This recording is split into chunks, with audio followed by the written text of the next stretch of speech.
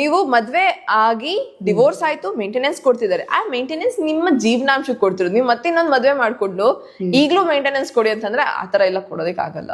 ಅಲ್ಲಿಗೆ ಮೇಂಟೆನೆನ್ಸ್ ನಿಂತೋಗುತ್ತೆ. ಇಲ್ಲ ಮಹಿಳೆ ಇನ್ಯಾರ ಜೊತೆ ಆದ್ರೂ ಅಫೇರ್ ಅಲ್ಲಿ ಇದ್ದಾರೆ, ಮೇಂಟೆನೆನ್ಸ್ ನಿಂತೋಗುತ್ತೆ. ಇದು BNS ಆಕ್ಟ್ ಅಲ್ಲಿ ಬಂದಿರೋದ ಒಂದ್ 3-4 ಮದ್ವೆ ಆದ್ರೆ ಈ ತರ ಮುಂಚೆಯಿಂದನೂ ಇದೆ ಇದು? ಹಾ, ಇದು ಮುಂಚೆಯಿಂದನೂ ಇದೆ. ನಮ್ ಲಾ ಕನ್ಸಿಡರ್ ಮಾಡೋದೇ ಒಂದು ಮದ್ವೆ ಅಷ್ಟೇ. 3-4 ಮದ್ವೆ ನಾವು ಹೇಳೋದೇ ಇಲ್ಲ. ಒಂದೇ ಮದ್ವೆ ಒಂದು ಜೀವನಕ್ಕೆ.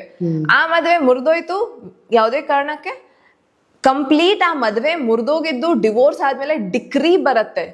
ಅದಾದ್ಮೇಲೆ ಅಪೀಲ್ ಪೀರಿಯಡ್ ಮುಗಿದ್ಮೇಲೆ ನೀವ್ ಇನ್ನೊಂದ್ ಮದ್ವೆ ಮಾಡ್ಕೋಬಹುದು. ಈ ಪ್ರಶ್ನೆನೂ ತುಂಬಾ ಜನ ಕೇಳ್ತಾರೆ, ಡಿವೋರ್ಸ್ ಆದ್ಮೇಲೆ ಎಷ್ಟ್ ದಿನಕ್ಕೆ ನಾನು ಮದ್ವೆ ಮಾಡ್ಕೊಳ್ಳಿ ಅಂತ. ನನ್ ಡಿವೋರ್ಸ್ ಆಗೋಯ್ತು, ನನ್ಗೆ ಈ ಹೆಂಡತಿ ಬೇಡ, ನಾನ್ ಮದ್ವೆ ಮಾಡ್ಕೋಬೇಕು ಅಂತಿದೀನಿ. ತುಂಬಾ ಜನ ಡಿವೋರ್ಸೇ ಆಗಿರೋದಿಲ್ಲ, ಡಿಸೈಡ್ ಮಾಡಿರ್ತಾರ ಅಷ್ಟೇ, ನನಗ್ ನೀನ್ ಬೇಡ. ಇನ್ನು ನೀವು ಡಿವೋರ್ಸೇ ಕೊಡ್ಲಾ ಅಷ್ಟೊತ್ತಿಗೆ ಇನ್ನೊಂದ್ ಮದ್ವೆ ಮಾಡ್ಕೊಳ್ತೀರಿ.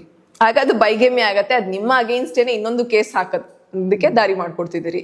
ಸೊ ಡಿವೋರ್ಸ್ ಆದ್ಮೇಲೆ ಡಿಕ್ರಿ ಬಂದು ಅಪೀಲ್ ಪೀರಿಯಡ್ ಮುಗಿದ 6 ತಿಂಗಳ ನಂತರ ನೀವು ಇನ್ನೊಂದು ಮದ್ವೆನ ಆಗಬಹುದು. ಆ ಮದ್ವೆ ನಮ್ಗೆ ಲೀಗಲ್ ಮ್ಯಾರೇಜ್ ಆಗತ್ತೆ.